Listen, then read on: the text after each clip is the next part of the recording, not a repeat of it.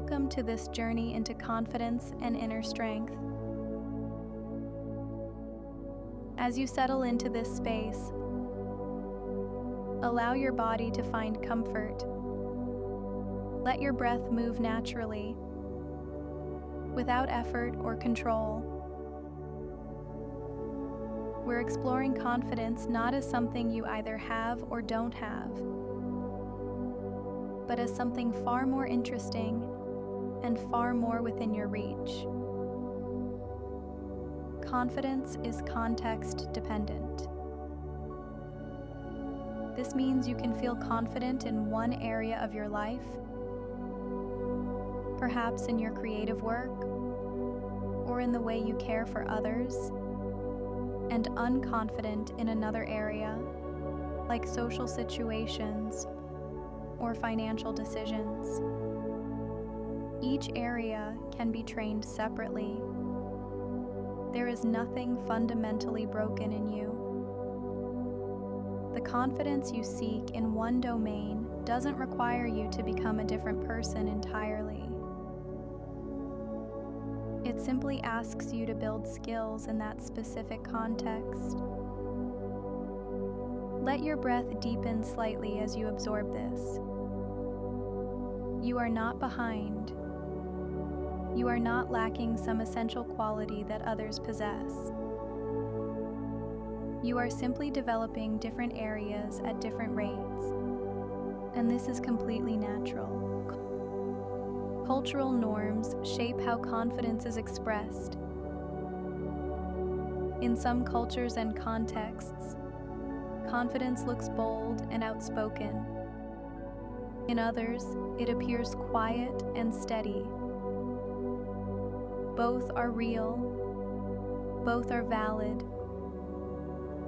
The calm assurance of someone who knows their worth without needing to announce it holds just as much power as the person who walks into a room and commands attention. This widens the definition of what confidence can look like, and it makes space for you exactly as you are.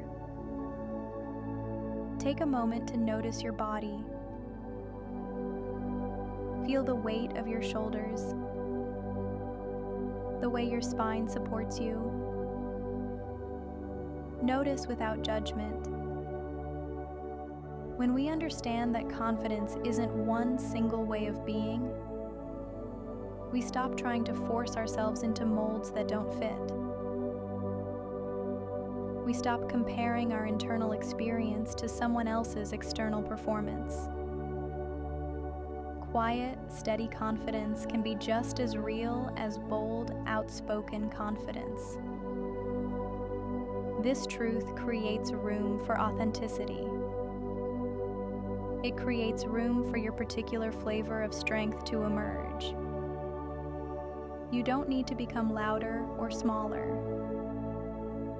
You don't need to mimic anyone else's energy. Your confidence can look like thoughtful pauses. It can look like careful preparation. It can look like showing up consistently, even when no one is watching. All of these count. All of these matter. As you breathe, imagine confidence not as a fixed trait, but as something fluid, something that shifts and adapts based on where you are and what you're doing. This removes the pressure of needing to feel confident all the time, in all situations. Instead, you can focus on building it where it matters most to you right now. Notice the gentle rise and fall of your chest. Let each breath remind you that confidence is not about perfection. It's about presence. It's about knowing that you can learn, adjust, and grow in any area you choose to focus on. Confidence is not something you're born with or without. It's something that grows through specific experiences. And understanding this changes everything. Let your body relax more deeply now.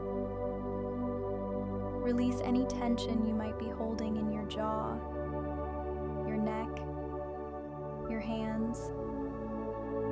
Watching people similar to you succeed increases belief in yourself. When you see someone who shares your background, your challenges, or your starting point achieve something meaningful, a quiet voice inside you says, "If they can do it, I can too." This is not comparison in the harmful sense. This is modeling. This is your brain gathering evidence that the path is possible.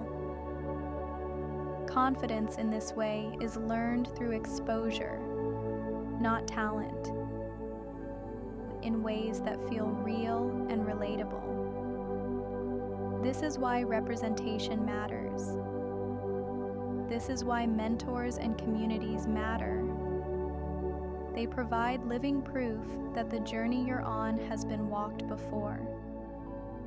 Take a slow breath in.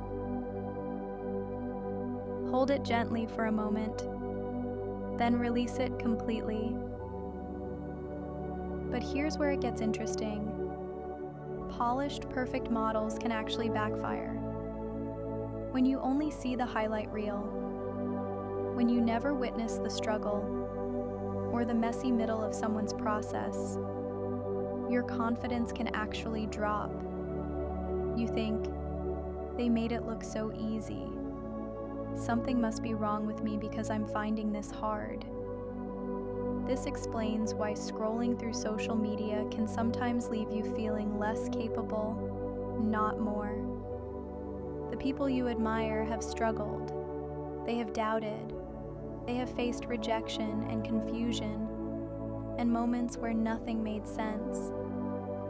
When you don't see that part of the story, you're not getting the full picture. And without the full picture, you can't accurately assess your own progress. Let your awareness drift to your body again. Notice the space you're occupying. Feel the support beneath you, holding you without effort. True confidence grows when you see both the achievement and the path to get there. It grows when someone says, "Yes, I did this. And here's what it actually took. Here are the mistakes I made. Here's how long it really took." That honesty builds a bridge. It makes the goal feel attainable rather than impossible. You are building your confidence right now, simply by being here, by choosing to learn, by being willing to explore what confidence really means. This isn't passive. This is active growth, even in stillness. Breathe slowly. Let each exhale carry away the pressure to have it all figured out. Confidence is not the absence of doubt. It's the willingness to move forward even when doubt is present. And that willingness is already within you. Now we move inward to the foundation that no one else can see, but you can feel.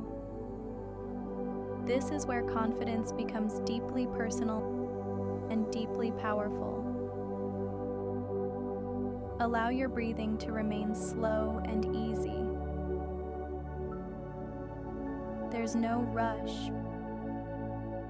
There's nowhere you need to be but here. Keeping promises to yourself builds self-trust. Even tiny follow-through strengthens the foundation of confidence. When you say you'll do something small, something just for you, and then you actually do it, you send a powerful message to yourself. I can rely on me. This might look like drinking that glass of water you intended to. It might look like going to bed at the time you set. It might look like spending 10 minutes on something that matters to you. Each small promise kept is a deposit in your internal bank of trust. And over time, that trust becomes the bedrock of confidence. You begin to believe that when you commit to something bigger, you'll show up for it, because you have evidence of showing up for yourself before. This reframes confidence as reliability with yourself. It's not about being fearless. It's about being trustworthy to the person who matters most. You. Notice how your body feels right now. Is there any area calling for gentle attention? Your lower back? Your hips? Simply acknowledge it with kindness. Small identity signals shift behavior in subtle but meaningful ways. How you dress, how you prepare your space, the small rituals you create, all of these nudge you into a more confident role. When you set up your environment with intention, even in small ways, you're telling yourself that you matter, that what you're about to do matters. Confidence can be engineered through environment. You don't have to wait until you feel confident to act like someone who values themselves.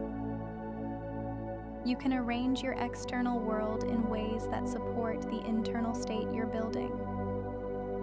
A clean workspace, clothes that make you feel capable, a morning routine that centers you.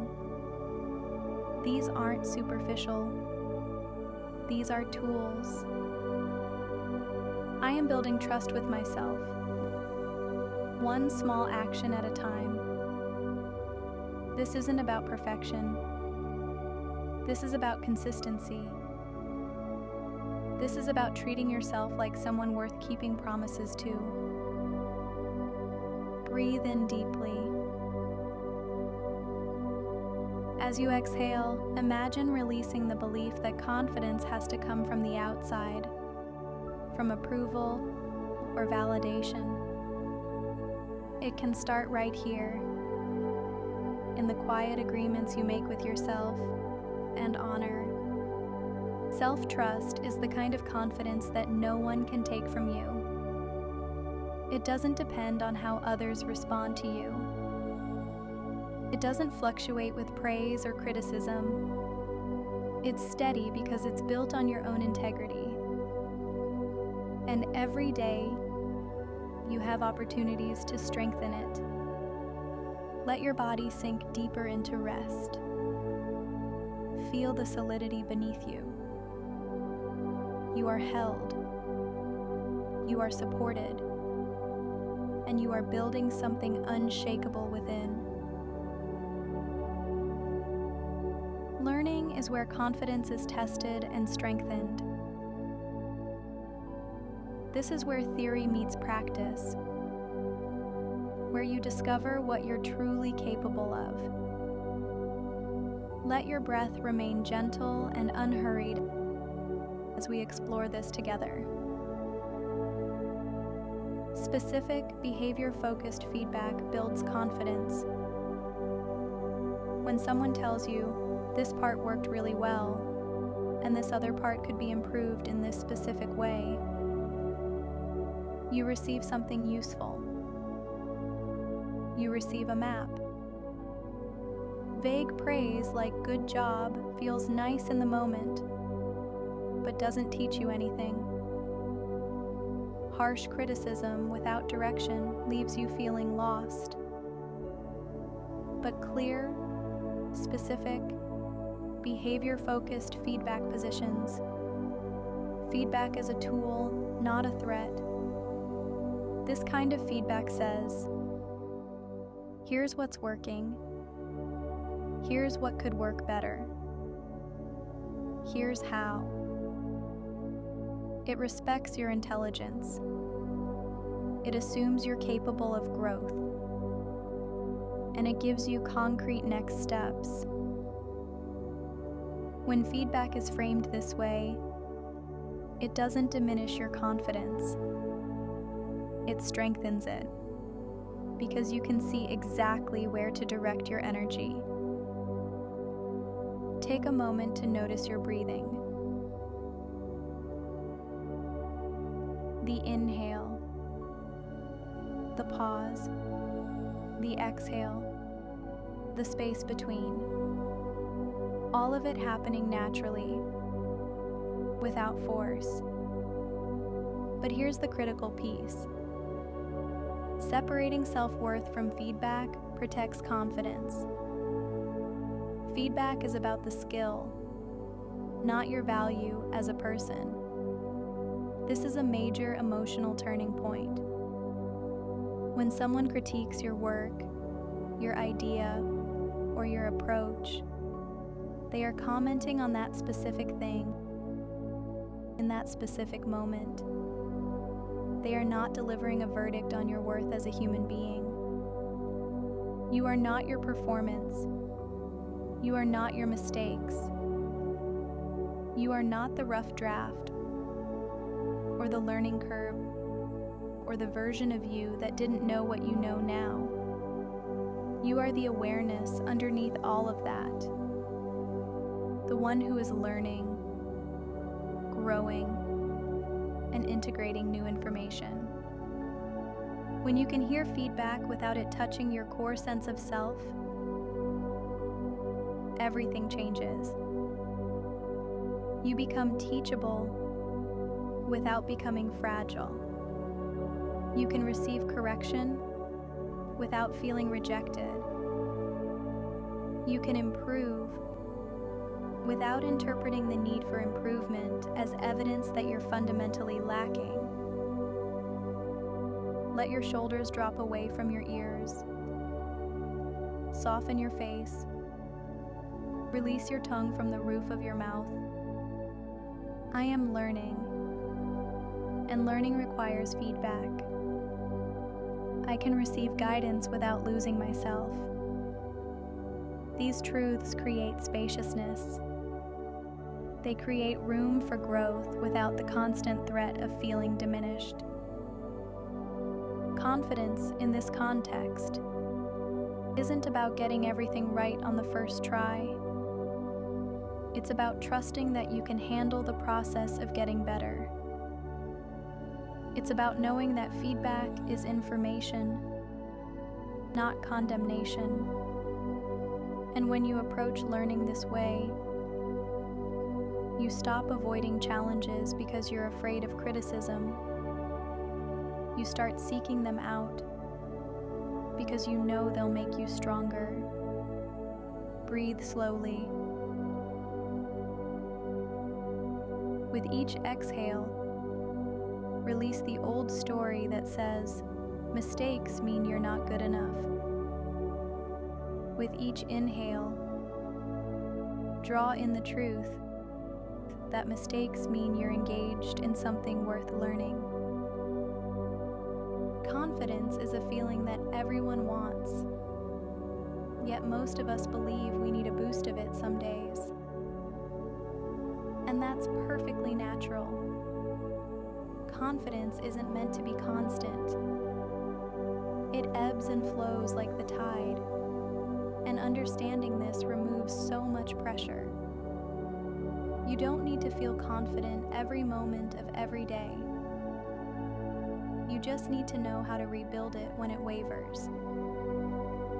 Let your eyes grow heavy. Let your muscles release their grip. Self-confidence boils down to a belief in yourself and having faith in your abilities. It's really that simple. Though simple doesn't mean easy. It means you trust that you can handle what comes, that you can learn what you need to learn, that even when you stumble, you'll find your footing again. Now here's something important that many people don't realize. Self-confidence and self-esteem are not the same thing. Self-confidence is about your skills, whereas self-esteem is about how much you value yourself. You can wake up tomorrow and think, I am a good person, I have worth, I am valuable, and that's self-esteem. That's knowing your inherent value. But in the same moment, you might also think, I have low confidence in social situations, or I'm not sure about my abilities at work. Notice the difference. Your worth doesn't change. Your skills are what you're developing. Take a slow, deep breath. Fill your lungs completely, then let it all go. This distinction changes everything, because it means you never have to question your fundamental value as a person. That's settled. That's inherent. What you're working on is simply building competence in specific areas. And competence comes through practice, through exposure, through time. Feeling incompetent often stems from negative past experiences, especially ones you've magnified over the years. Perhaps when you were young, you stumbled over your words while reading aloud in class. That one moment, that single experience became a story you told yourself. I'm bad at public speaking. And now, decades later, the thought of presenting in front of a group fills you with anxiety. Or maybe you had a romantic date that didn't go well, and you internalized it as, I'm bad at dating, rather than, that particular evening didn't work out. Perhaps a parent or teacher once said, even lovingly, you're not good at math, or you're not a natural athlete, and you accepted it as permanent truth rather than a temporary assessment of where you were at that moment in time. Let your jaw soften. Release any tension in your tongue. Let your face become smooth and peaceful. These moments from your past have been given too much power. They were single data points that somehow became defining narratives. And those narratives have been quietly running in the background, shaping what you believe you can and cannot do, often without you even realizing it. But here's what you need to know tonight. As you drift toward sleep, those old stories can be rewritten. You are not the same person you were then. You have more knowledge now, more life experience, more resources. The narrative that says I can't can be gently, gradually replaced with I'm learning to. Breathe softly, like gentle waves on a shore. There are also larger patterns at play. Research has found that women are more likely to underestimate their job performance, while men tend to overestimate their abilities. This isn't about one gender being better than the other. It's about recognizing the conditioning we've all received. Many women were raised to be helpful, to play supporting roles, to make others comfortable. Being confident can sometimes mean charging ahead yourself, taking the lead, speaking up first. And if that goes against everything you were taught about being likable or appropriate, it's going to feel uncomfortable. It might even feel wrong, but it's not wrong. It's simply claiming the space you deserve. And if you're someone who was taught to diminish yourself, to make yourself smaller, to wait for permission, then stepping into confidence will require unlearning some very deep patterns. Be patient with yourself in this. You're not broken. You're just undoing old programming. Let your shoulders drop away from your ears. Feel them heavy and relaxed. And then there's the inner critic. That little voice inside your head that says things like, you don't know what you're doing. You're in way over your head. People will laugh at you. You're going to fail. Sometimes this voice is quiet, almost a whisper.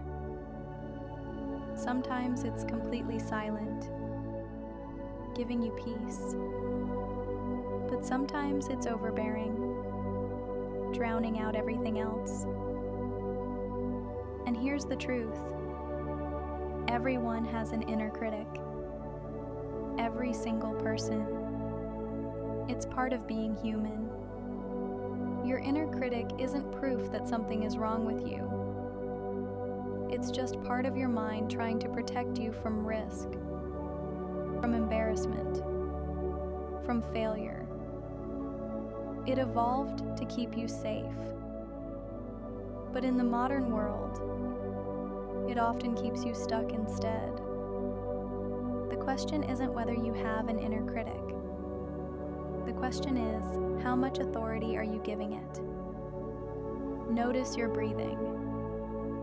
Feel your chest rise and fall. Nothing to change. Just noticing. Recently, many people have been experiencing what's called FOGO, the fear of going out.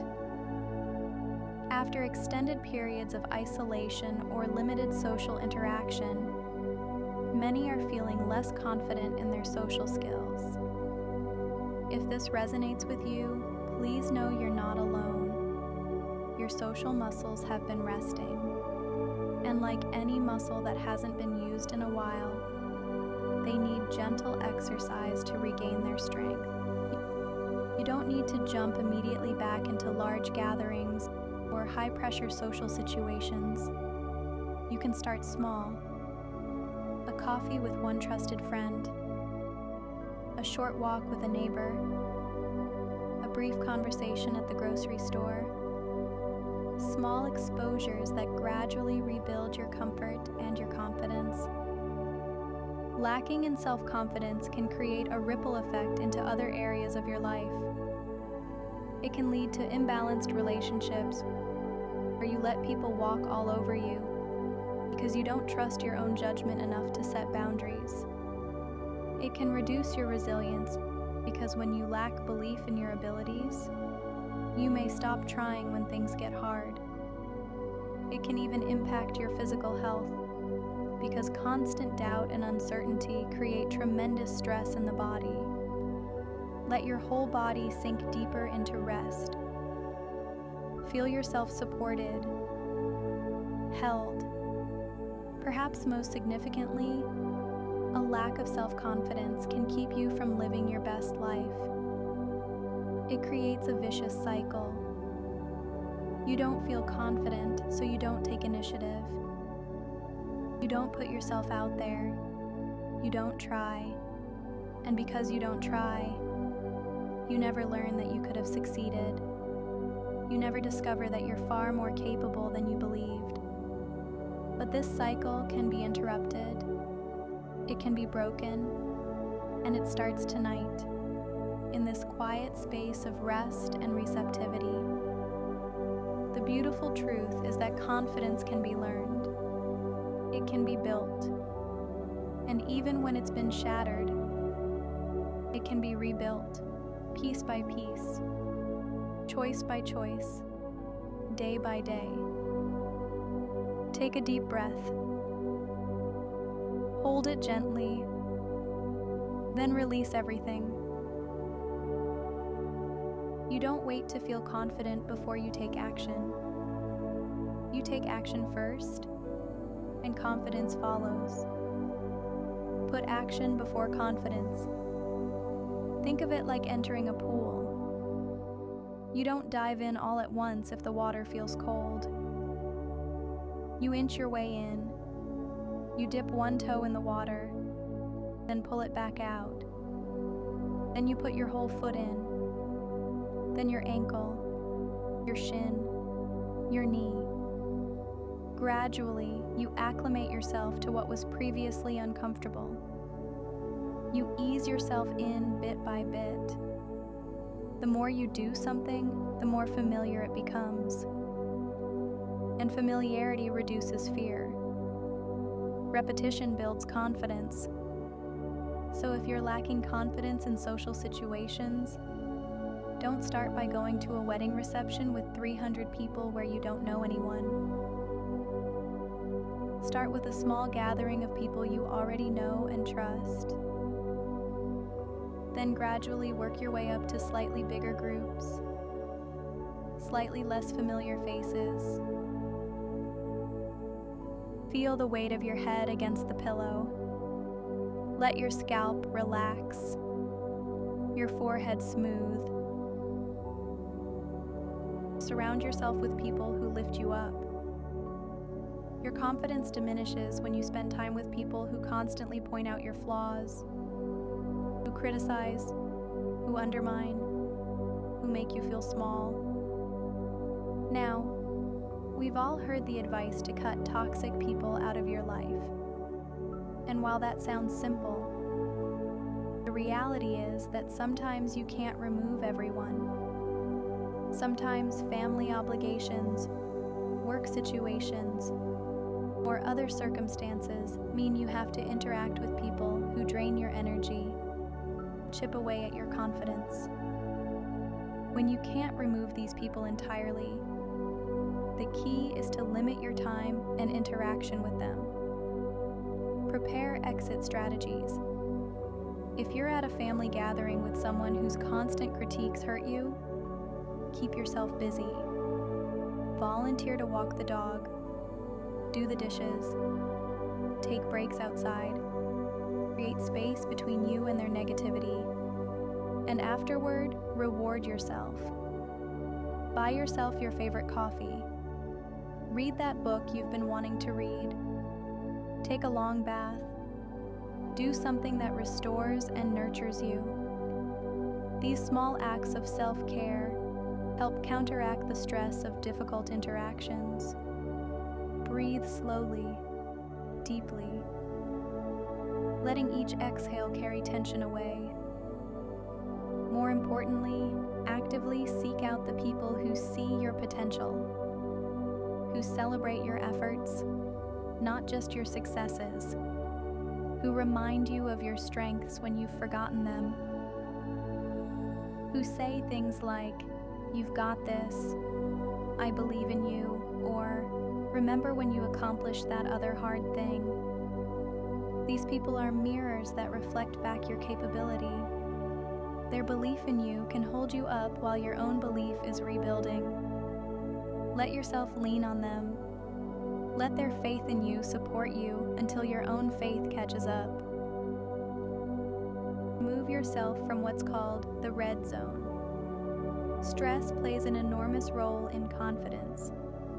When your stress levels are very high, on a scale of 1 to 10, when you're at a 7 or higher, you enter the red zone. This is when your nervous system essentially hijacks your rational thinking. In the red zone, your brain starts interpreting everything through a negative filter. People seem more threatening. Situations feel more overwhelming. Events feel more catastrophic. You're in fight or flight mode. You might feel like you're drowning, and your inner critic becomes much, much louder. Your confidence plummets in the red zone because you're not thinking clearly. You're reacting from a place of survival, not a place of calm assessment. Let your belly soften. Release any holding in your abdomen. Let your breath move freely. The goal is to move yourself into what's called the green zone. This is where your mind and body are experiencing low levels of stress, where you're using the frontal lobe of your brain, the part associated with clear thinking, with speech, with organization, with reasoning. In the green zone, you can access your actual capabilities.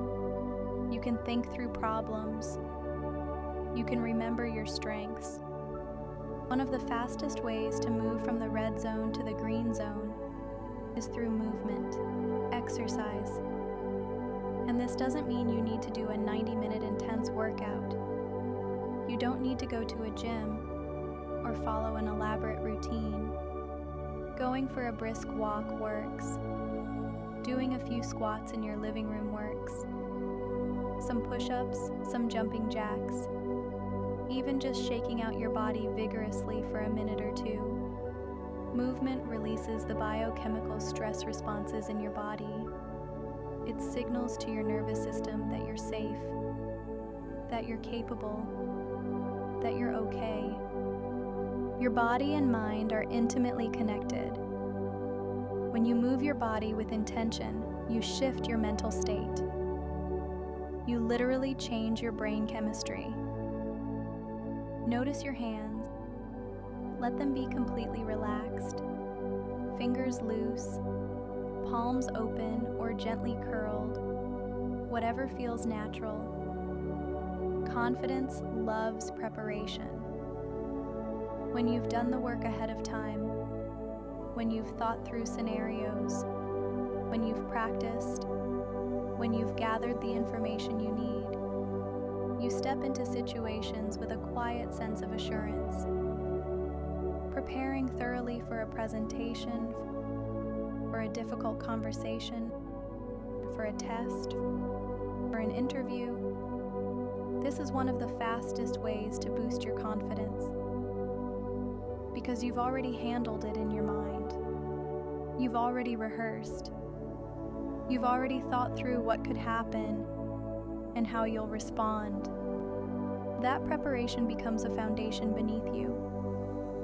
It becomes a safety net. And knowing you have that net makes it so much easier to step out onto the tightrope. Set micro goals. Very small, very achievable steps. When you've experienced setbacks or burnout, when your confidence has been damaged, the path back isn't through grand dramatic gestures. It's through tiny wins. Set goals so small they feel almost too easy. Drink a glass of water, make your bed, take a 5-minute walk, send one email. These aren't trivial. These are building blocks. Each one you complete sends a message to yourself. I can still do this. I'm still capable. I'm still moving forward. Let your legs feel heavy. Your feet completely relaxed. Your whole body sinking into deep rest. Small wins accumulate. They build momentum. They rebuild the foundation of trust with yourself. And that self-trust is what confidence is ultimately built upon. As you continue to drift towards sleep, I want you to know something important. You don't need to be perfectly confident to be worthy. You don't need to have it all figured out to deserve peace. You are enough exactly as you are right now, in this moment, with whatever level of confidence you're carrying. We've traveled together through the landscape of confidence, and now we bring it all into focus. Let your body be completely at ease now. There's nothing left to do, nowhere left to go. Just this moment, just this breath. Confidence isn't a personality trait. It's a system.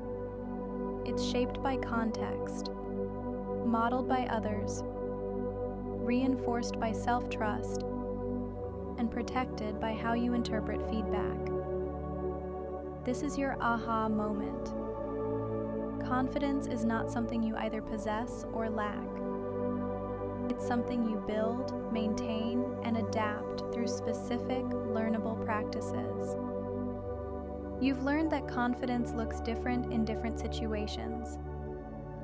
And that's not a flaw in you. It's how confidence actually works. You've learned that seeing others like you succeed plants seeds of possibility in your mind. You've learned that keeping small promises to yourself builds an unshakable foundation of self-trust. You've learned that the way you receive feedback can either fuel your growth or undermine it, and you have control over which one it becomes. All of this means confidence is within your reach, no matter where you're starting from. Take a deep breath in through your nose. Hold it for just a moment. Then let it go through your mouth, releasing completely. When confidence drops, it's usually a signal, not a failure. This is so important. When you notice your confidence wavering, it's not evidence that you're broken or that you've lost something essential. It's pointing to a skill that needs development, an environment that needs adjustment, or a belief that needs updating. Low confidence is information. It's your internal system saying, "Pay attention here.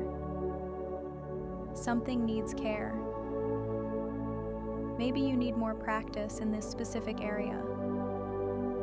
Maybe you need to change your environment or the people you're surrounding yourself with. Maybe you need to challenge a belief you've been carrying that no longer serves you. This reframe removes shame from the equation. You're not failing when your confidence dips. You're being given a clue about where to focus your energy next. Feel the weight of your body fully supported. Notice the rhythm of your breath, steady and reliable, just like the confidence you're building.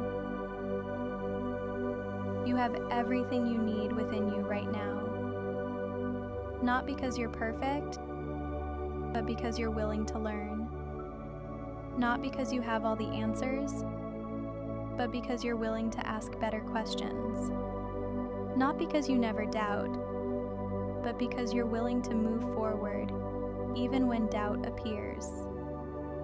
Confidence is your birthright. Not because it comes easily, but because it comes through practice, through presence, through the choice to keep showing up for yourself. And you are showing up right now. As you drift toward sleep, know this. Tomorrow is another opportunity to keep a small promise to yourself, to seek out models that inspire rather than intimidate, to receive feedback as information rather than judgment, to build the kind of confidence that's real, sustainable, and entirely your own. Rest. Trust. You are exactly where you need to be.